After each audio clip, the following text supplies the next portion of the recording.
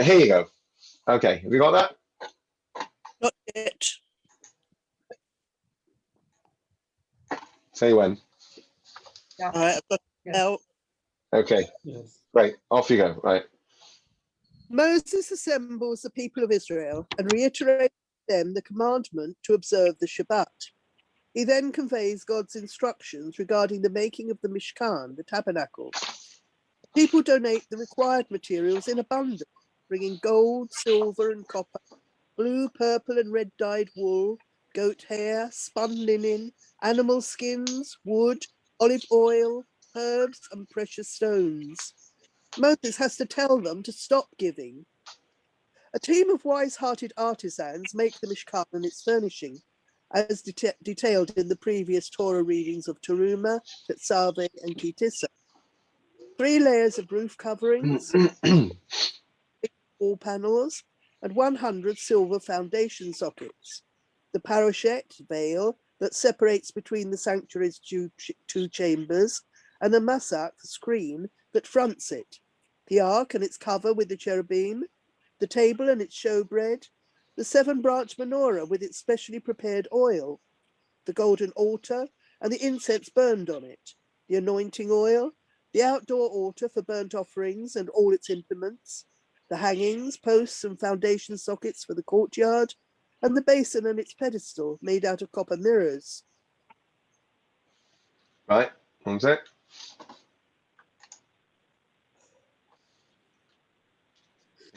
Oh, there you go. An accounting is made of the gold, silver, and copper donated by the people for the making of the Mishkan. Betzalel, Aholiab, and then their assistants make the 8 priestly garments, the ephod, breastplate, cloak, crown, turban, tunic, sash, and breeches, according to the specifications communicated to Moses in the Parsha of Tetzaveh. The Mishkan is completed, and all its components are brought to Moses, who erects it and anoints it with the holy anointing oil, and initiates Aaron and his 4 sons into the priesthood. A cloud appears over the Mishkan, signifying the divine presence that has come to dwell within it. Thank you. Lovely. Okay, so this is based on a share that Rabbi Sachs gave a year ago. Obviously, number one, he was with us a year ago, but number 2, it was right at the beginning of the pandemic. Many shuls had closed. Although we have recently reopened, thank God, we still have many activities that can't take place, whether it's Kiddush or Seder, and there are many shuls that are still closed. So we could definitely still relate to that. So first and foremost, and this is an interesting statement which you're about to read. Well, I'll tell you what, let's read it and then we'll talk about it. Who would like to read source number 1? I'll do that one. Go on, Mark. One who feels pain in his head should engage in Torah study, as it is stated, for they shall be a graceful wreath for your head. Right, you have a headache? Look to the Torah, study Torah. So this is really interesting because there's much to unpack here, which is not for now.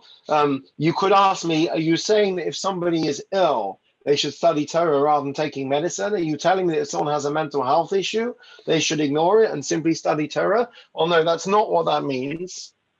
But it is, as Rabbi Sachs puts it, we have a global headache at the moment. We're in a lot of pain.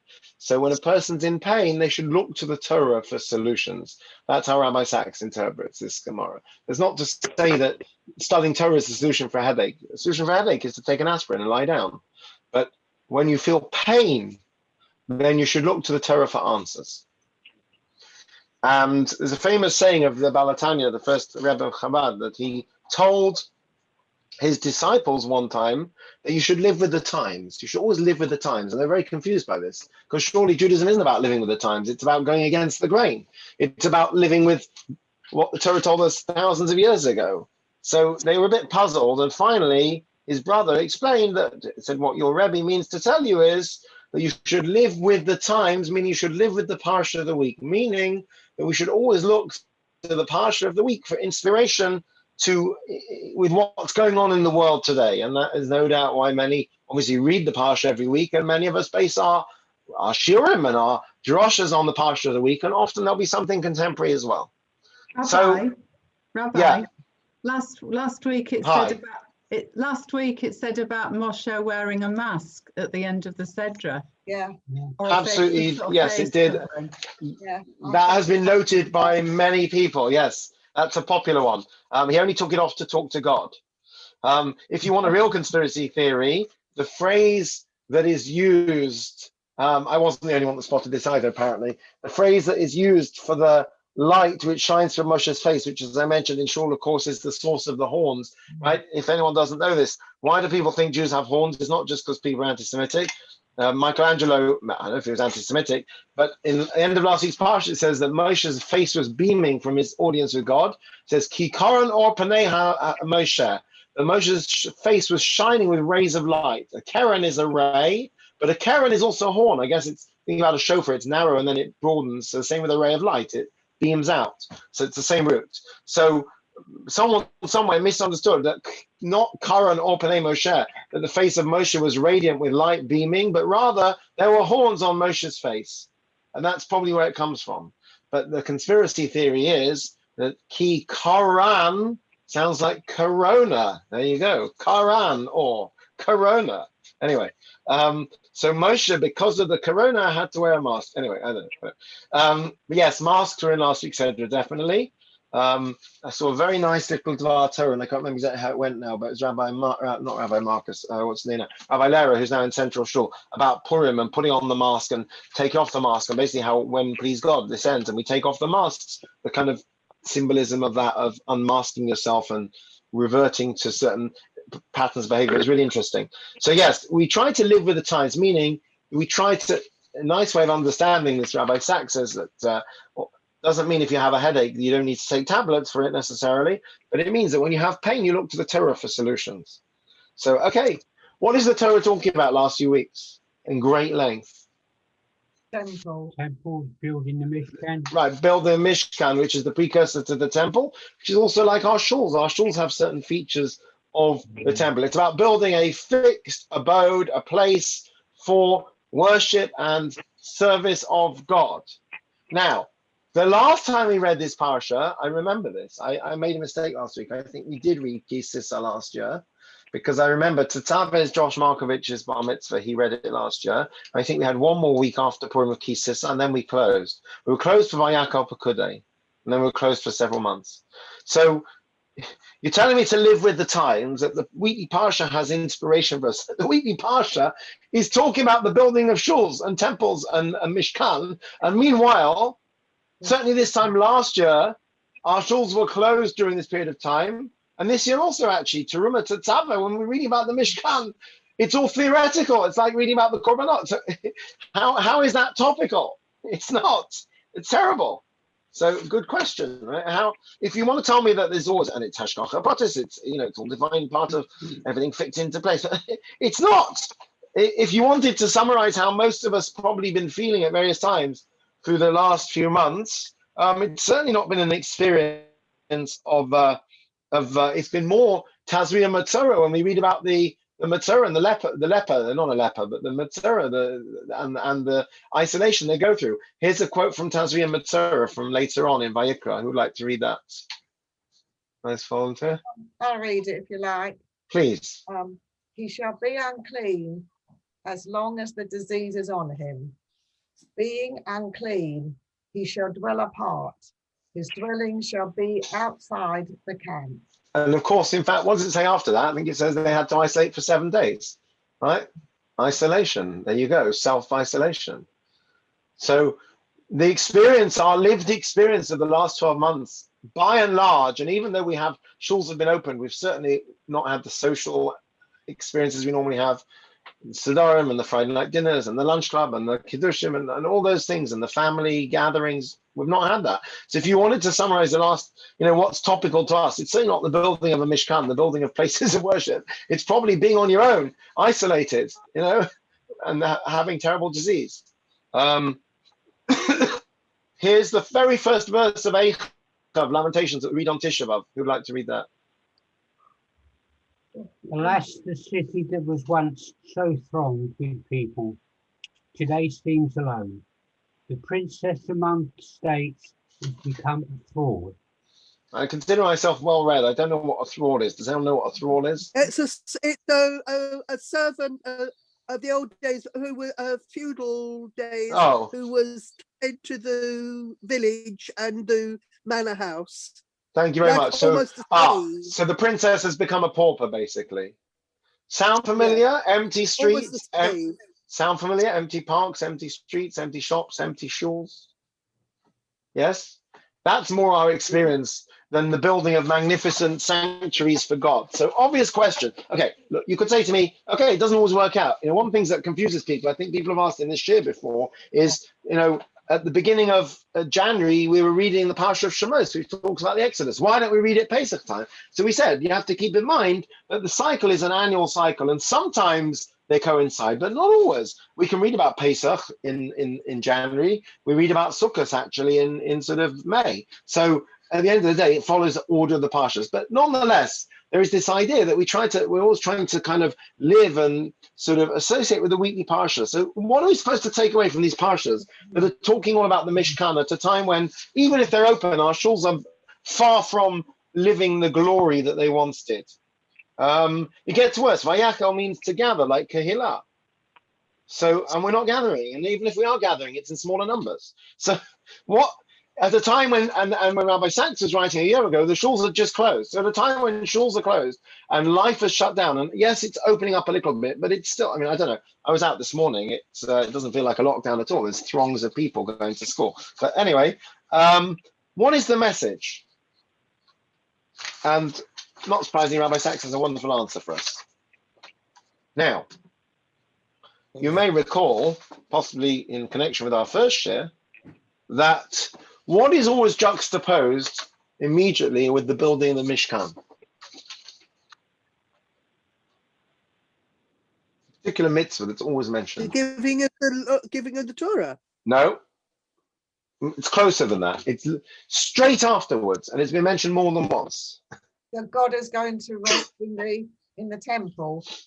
Yeah, something completely different. It's a different topic, but they're always back to back. I'll give you a clue. It's where we learn the 39 malachot from. The answer is Shabbos. It's mentioned in this week's Sedra. It's mentioned in last week's Sedra.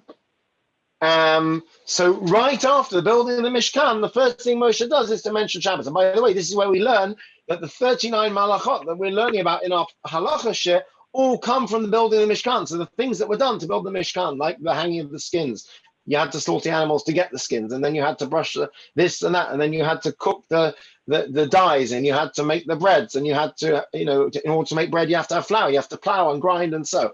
So it's always Shabbos always comes somewhere near the Mishkan. So the question is why? Let's have a look at this week's Sedra. Talks about Shabbos. We'll read it in a minute, but it's not the first time. They were told previously when the manna came. They were told again in the Ten Commandments, and they were told again last week. We had Vashomru in last week's Sedra. So they know about Shabbos. They've been told at least 3 times. So why now? So we know Rashi tells us it's to tell us that Shabbos takes priority over the building of the Mishkan, and therefore we learn from the Mishkan what the creative activities are that are forbidden for Shabbos. Okay, let's just read this, and then we'll continue. Who'd like to read number 4?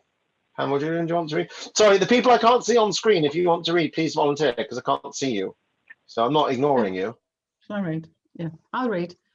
Speak to the Israelite people and say, nevertheless, you must keep my Sabbaths, for this is a sign between me and you throughout the ages, that you may know that I, the Lord, have consecrated you. Right. Okay. So Shabbos.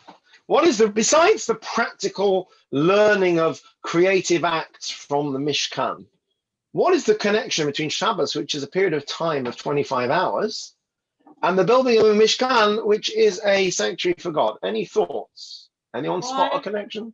Why is it say Sabbaths and not Sabbath? Why is it plural? Why is it plural?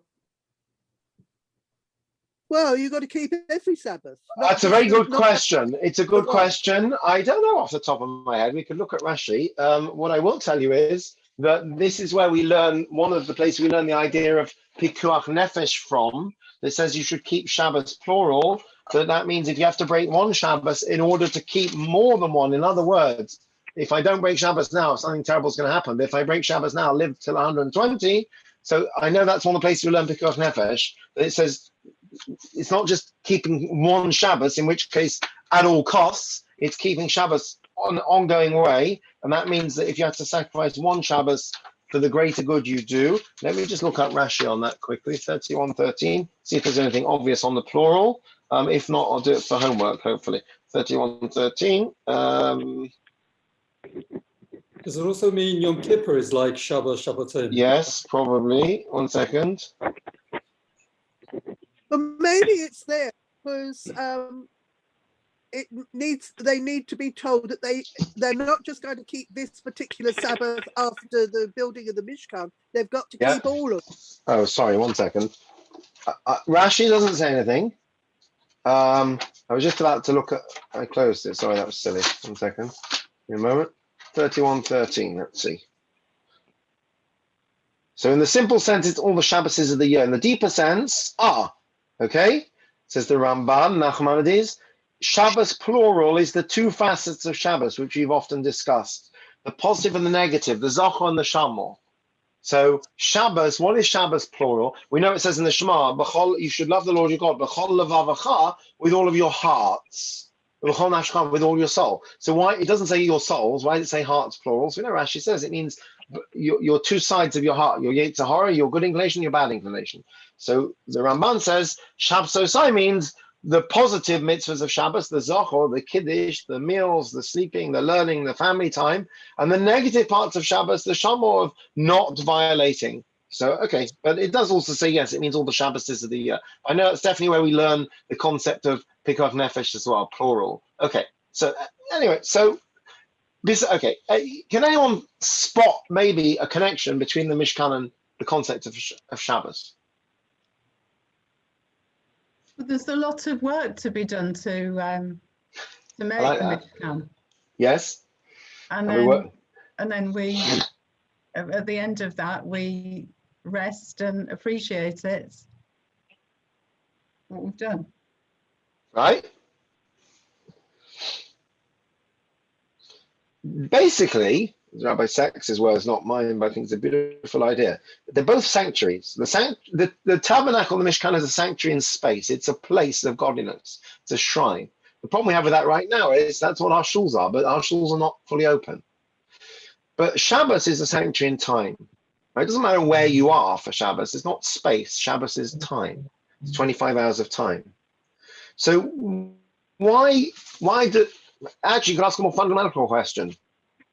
If you have a sanctuary in space, you don't need a sanctuary in time. If you have a place you can go, what's a sanctuary? It's a place of refuge, a place of, release from the world around you. So if you have a physical place to go, why do you need an island in time, an oasis in time? And if you have a time, why do you need a place? Why do you need both?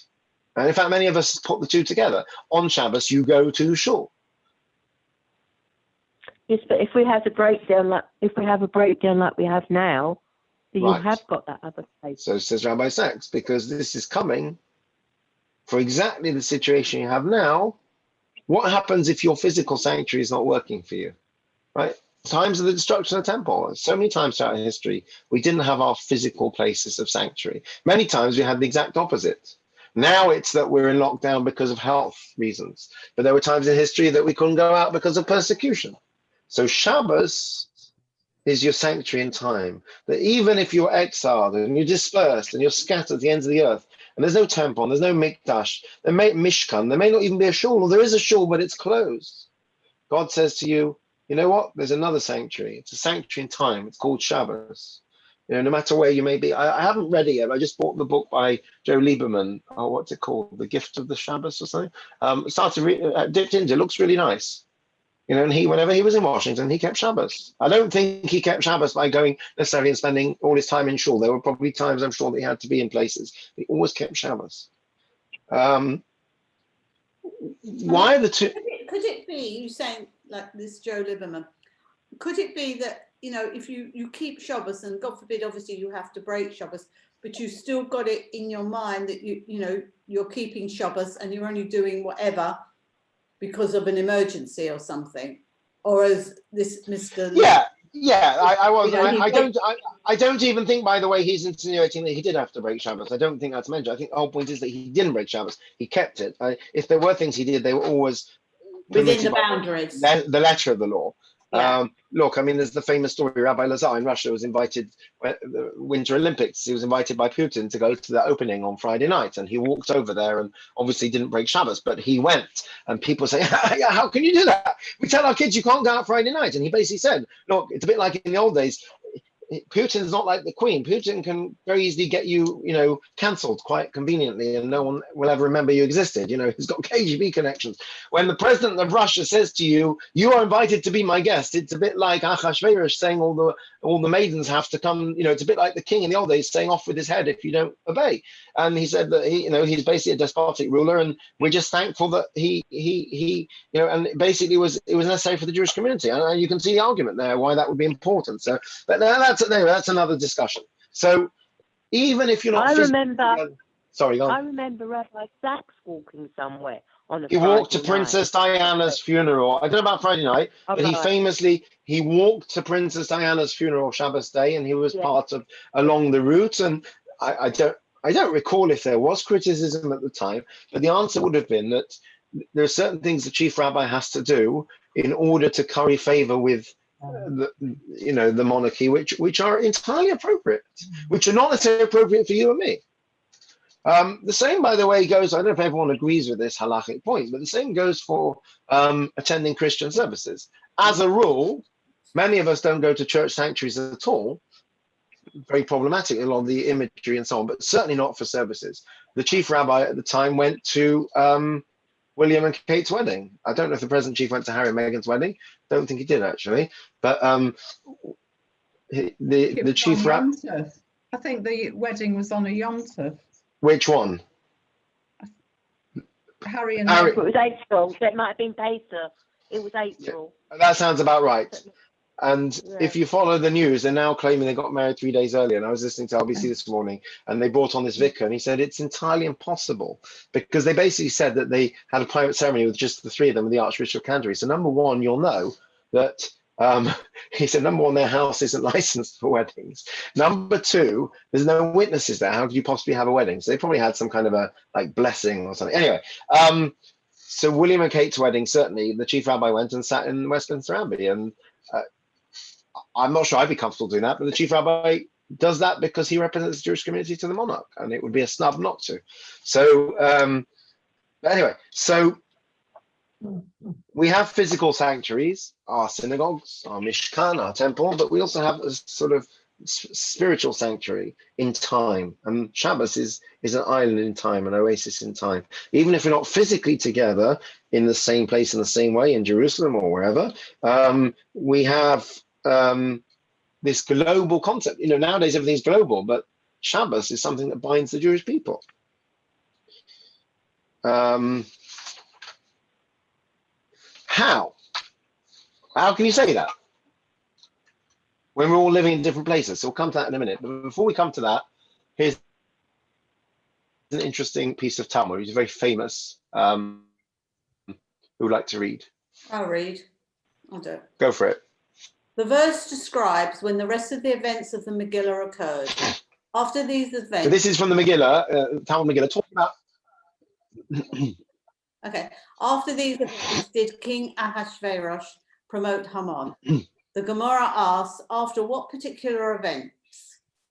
Rava says, only after the Holy One, blessed be he, created a remedy for the blow and set in place the chain of events that would lead to the miraculous salvation, was Haman appointed, setting the stage for a decree against the Jews to be issued. So Gemara says this phrase, there's not quite the phrase in there actually, but the phrase that you often hear, which you may have possibly heard either in Hebrew or in English, is Makdim Refuah Lamaka, that God creates the cure before the illness. So apparently this is the first reference to this idea. That the Megillah says in chapter 3, after these events, Ahasuerus promoted Haman. What events? Basically the setting of the stage for Esther to become queen, to be in place, that when Haman would do what he's going to do, she would thwart him.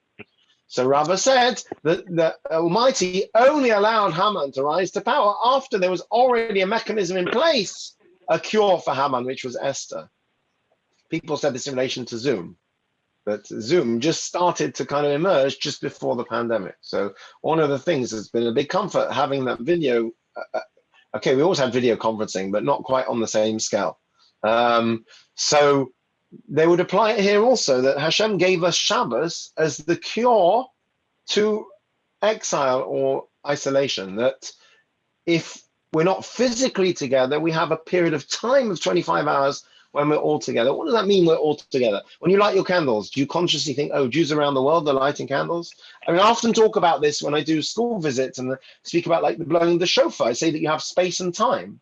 You know, you have the idea of time, meaning that at this time on the morning of Rosh Hashanah, all around the world, okay, it's different time zones, but all around the world, Jews are hearing the shofar. But not only in time, but in space as well, everywhere you go. So first of all, we're linked in space because we're all in our shuls hearing shofar. And secondly, we're linked in time because we're all doing it at the same time. So it's the same with Friday night candles. If you actually stop and think about it, you know, Jews around the world are lighting Friday night candles. Okay, not exactly the same time, but the concept.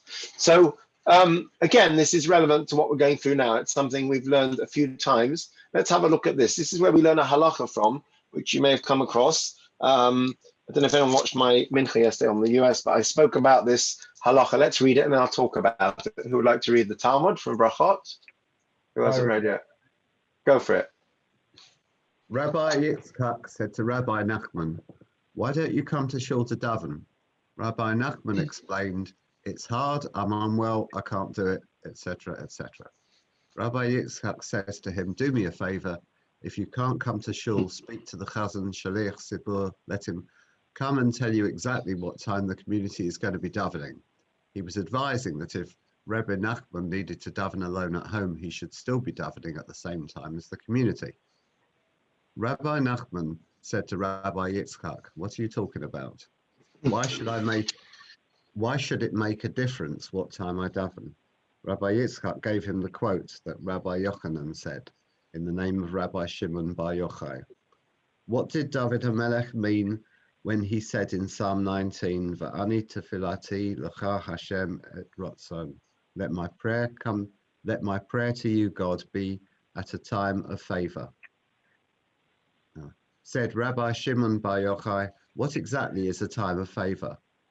Answered Rabbi Shimon bar Yochai, "B'sha'ah shechat tzibur mitpalalim," the time when the community are davening.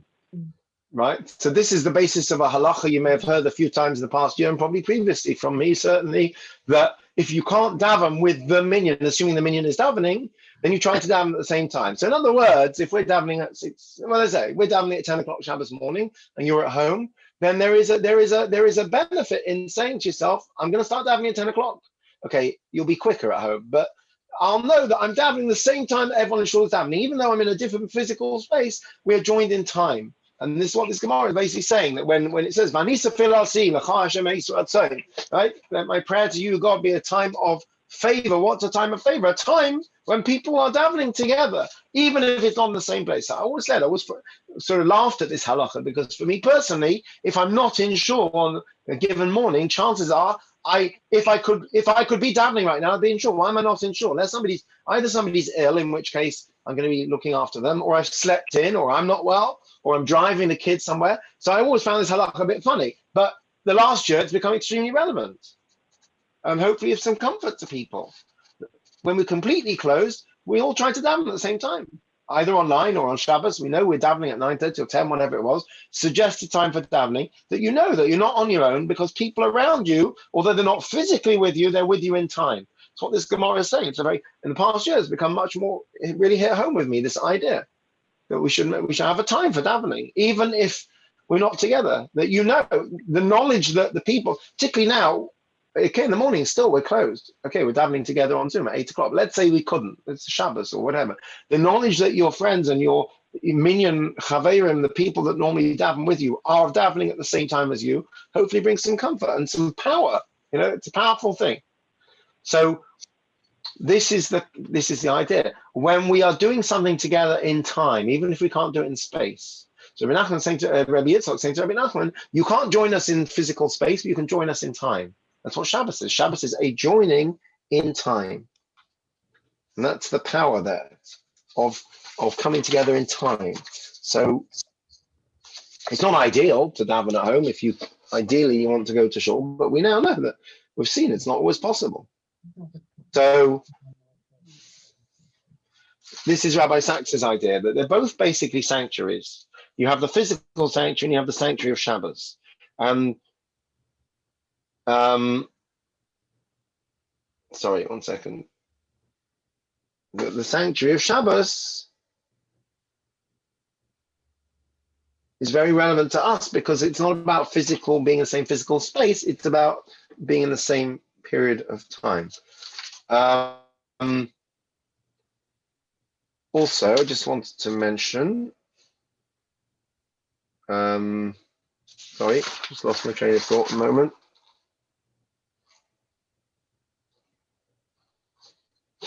Oh, okay, right, now let's come to Pesach. So, there's a saying of our sages, I haven't managed to find out where it originally comes from, but this is the saying, Sarat Rabim Chatzi Nachama. And they seem to have a Chinese version, which is something is half a sorrow. I can't remember. But basically, Sarat Rabim means when you have a tzaras, which is communal, then it's half of the consolation. Meaning, when everyone else is going through it as well, it brings some comfort to you. Right? Let's not say it's okay. It's what we're going through now. We're going through a pandemic to different degrees, but we're all inconvenienced. So it's not just one person who's suffering. We're all suffering globally, collectively, communally. Some people it's harder than others, but there is an idea that I think makes sense that, you know, as difficult as it is, it doesn't feel like a personal tragedy. It feels like a global tragedy. If my family were the only ones suffering from some terrible disease, it feels a lot more personal. It's a lot harder. It's a lot more traumatic. So this is a saying of the rabbis. I can't remember where it's originally from, but it seems to make sense to me. So the fact that we're all, many of us at least, even Shabbos, are home on our own, it's not just one person that's stuck at home. Everyone else isn't sure. It's a collective problem. Believe me, the vast majority of people who would like to be in shul right now are not in shul for different reasons. Maybe their shuls are closed like we are during the week, or maybe they can't go. So it is very much a collective issue. So it's interesting that the rabbi said that when you have something that's a collective issue, a global issue, you feel differently about it. It doesn't make it okay, but it's a bit of a consolation knowing you're not going through it alone.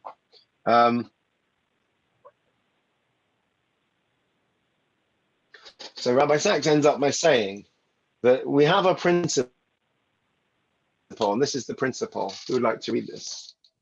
This is the Mishnah PESACHIM. It's talking about the Haggadah, because if you think about the Haggadah, and we start off the story, we talk about how, you know, how bad things were in Egypt and how terrible it was, and of course we end off on a high note. So the Gemara says that this is how you start with the bad news and you build up to the good news. So who would like to read that? I'll read it. I'll read, yeah. Sorry, my bandwidth low. I can't see anyone. Yeah. Yeah, and according to the intelligence and the ability of the son, his father teaches him about the Exodus. When teaching his son about the Exodus, he begins with the Jewish people's disgrace and concludes with their glory. And he expounds from the passage, an Armenian tried to destroy my father. And the declaration one recites when presenting his first fruits of the temple, until he concludes explaining the entire section. Why is it in bold? So these four, because the text, I took it from the bold is the actual text of the Mishnah, and the non-bold is the extra words it adds in to help you, right?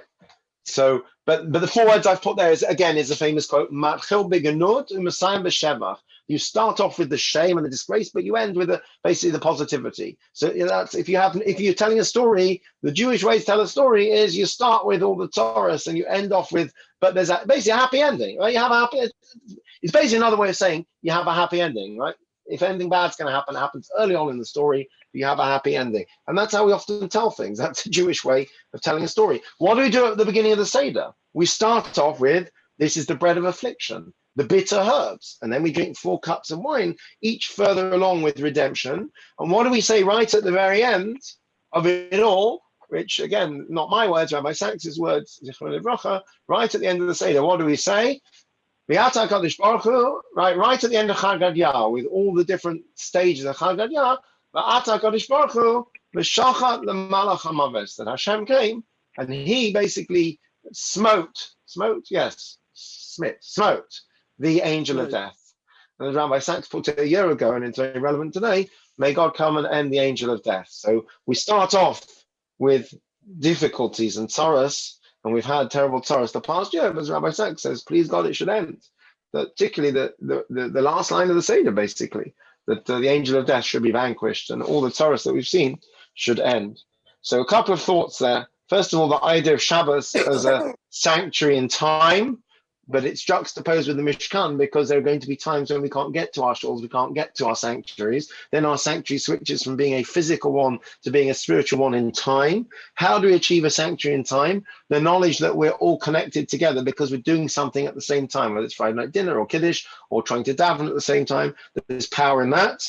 And then also relating it to the Seder that we... we talked about suffering because we're going through a pandemic, and suffering, the rabbis say that when everyone is suffering together, it brings some comfort, at least knowing that it's not personal to you, that the whole world is going through it. And we finally said, and as Rabbi Sachs said, that in the same way the Seder starts off on a bitter note and ends on a good note, so it should be also that we've had a very bitter year, and please God, things should end well and things should improve for us. Right, yes. Going back, I think source, I think it was either 7 or 8, because the phone went. You said that, 1 second. Hashem brings the cure before the pain, before the illness or whatever. Yeah. Suffering. Do you think that could be possibly the case? What we're going through at the moment with the pandemic? I mean, well, you can say it for things like, technology and Zoom and the internet. It's a little hard to say it for the vaccines because obviously we didn't have them right away. So I can't tell you that. But certainly if we didn't have, the communities that have really struggled, the reason that the Haredi community has struggled so much is because they don't embrace the use of the internet. So in Bnei Brak, when closing schools for me is an inconvenience, but my kids can go online. Closing schools is an inconvenience, but 6 days a week we can more of the vaccination. So the vaccination, I don't know, that's slightly harder because we lost a lot of people before that took hold, didn't we? Yeah, but you could almost relate that to. But yes, you could say that. Advocate here that we had to go through the Holocaust to get the state of Israel. That's also one of the things, but then that came after the Holocaust. Yeah. After the Holocaust, after the war, that's all the suffering that went on there. We then got the state of Israel. And what I'm saying is the people that have invented the vaccinations were working on things anyway. Right, that's true. Right. So the technology, okay, so the timing is slightly off, but the technology, if you're going to say, if we didn't have the technology for vaccination, we'd basically be in the same boat indefinitely. So you're right, absolutely. It's a saying that says in the Gemara. I don't know if it's always, I don't know how you would apply it to the show, to be honest. It's challenging, but it's a concept, certainly. So yes, yeah. Sorry? Can I ask a question? Yeah. Going back to the Sedra, why did Hashem allow Aaron to become a Kohen when he was involved in the golden calf? Well, right at the start. I wondered that. It's a very good question. They asked him and he organised it. I said at our Shabbos table that I felt that he, not to be disrespectful to him, but he gets, let off quite lightly, really. He says, well, they were pressuring me, what could I do? So I think some of the Farshim say he was afraid they were going to kill him because they were quite a violent lot. And I said, he's a leader. And, when you're the leader, the buck stops with you. And the answer that was pointed out to me was that he wasn't a leader. Moshe was the leader. And the Kohen Gadol wasn't a leader of the people. He was an officiant that did all this religious stuff.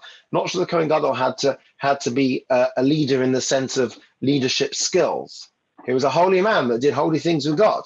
But he wasn't a leader of the people. Moshe is the leader of the people that rallies the people, that passes on God's words. So that's probably the answer, is Aaron was not a leader. And you see that from the incident, that he couldn't take charge. He was good at certain things, but he couldn't take charge. He was a peacemaker, we're told that, but he clearly couldn't take charge.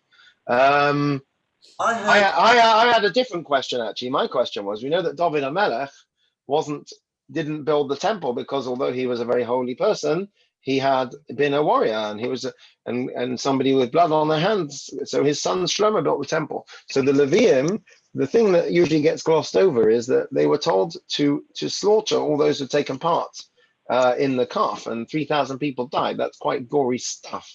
So God forgave us, but there was a price to pay. How could those Levium with blood on their hands, you're going to say to me, oh, God told them to do it, but still, they killed people. How could they then serve in the Mishkan and later the temple? So I don't know the answer to that one. A few good questions They there. must have brought to. They must have brought to an atonement sacrifice for that, the same as soldiers before they went into battle Yes. had to give but it's atonement for what yes.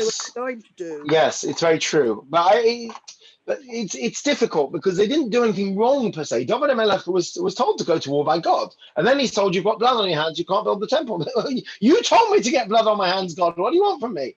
So sometimes I guess there are certain things. I don't know if it's quite a good parallel, but if you have to take a non-kosher medicine, there's no question. If you're prescribed a medicine which is properly non-kosher, let's say something with bovine gelatin in for some reason, there's no question that you will find a halachic basis to do it because it's for medicine and it's not edible and so on.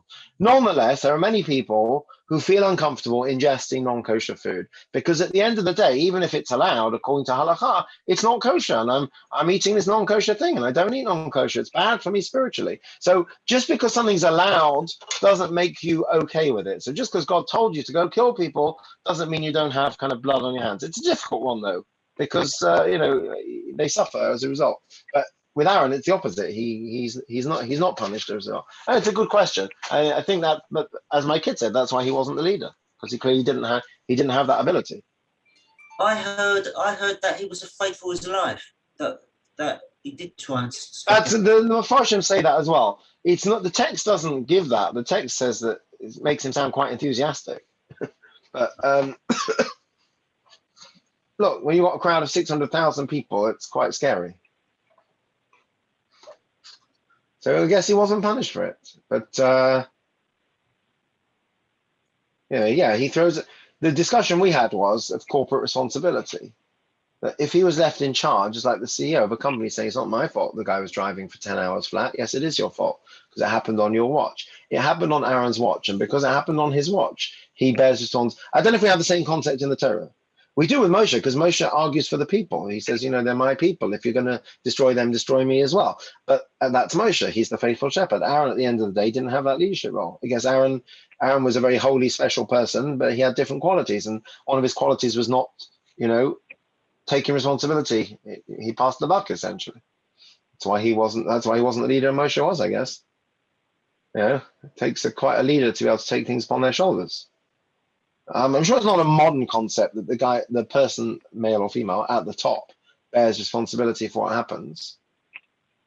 But in modern day, to the extent that a CEO of a company can be prosecuted for corporate manslaughter if they've been negligent with health and safety of their employees, and as a result, they've, like in the example, someone's driving for too many hours, and if they don't have safeguards in place to stop the person driving, even though they say, well, he chose to do it, we didn't make him do it, they can still be held responsible. Corporate manslaughter. It's an interesting area of discussion. But yeah, I think my kids answered that Aaron was not really a leader in that sense. And you couldn't hold him responsible because he didn't have the leadership skills. Yeah. We've had that discussion before, haven't we, about killing someone, and just because God may say, or you think that God says to you, oh, you should kill someone or you can kill someone, at the end of the day, it's your hands, isn't it? Well, to put it another way, if you think God's telling you to kill someone, you better be pretty sure it's God telling you, because it's a terrible mistake to make otherwise. But yes, we say every morning that we don't want to come to any ill. Basically, I can't remember the exact phrasing of what we say. If you look in the Siddur, it's basically saying that don't use me to do your dirty work, God. Not quite in those words, but basically, I don't want to be the bringer of sadness or doom to anyone. We recognize there are times that things happen to people and God ordains things to happen, but I don't want to be the person that crashes my car into someone or that knocks somebody over or that hurts somebody else. You get someone else to do that, please, God. I don't want to be that person, even though it may be that it has to happen, but I don't want to be the agent of that. No one wants you. You still got to live with yourself, So yeah, basically. It's a strange one. It often gets, Ellie pointed out to me, said, I never really noticed that 3,000 people were killed there. It's not just, oh, God forgave them, how beautiful, hallelujah, Yom Kippur. There's a small matter of the people that died. And nowadays you relate to human life, our shuls are closed to preserve human life, but you can just get rid of 3,000 people. It's a strange world. I guess it doesn't happen nowadays for a reason. Right, I'm off to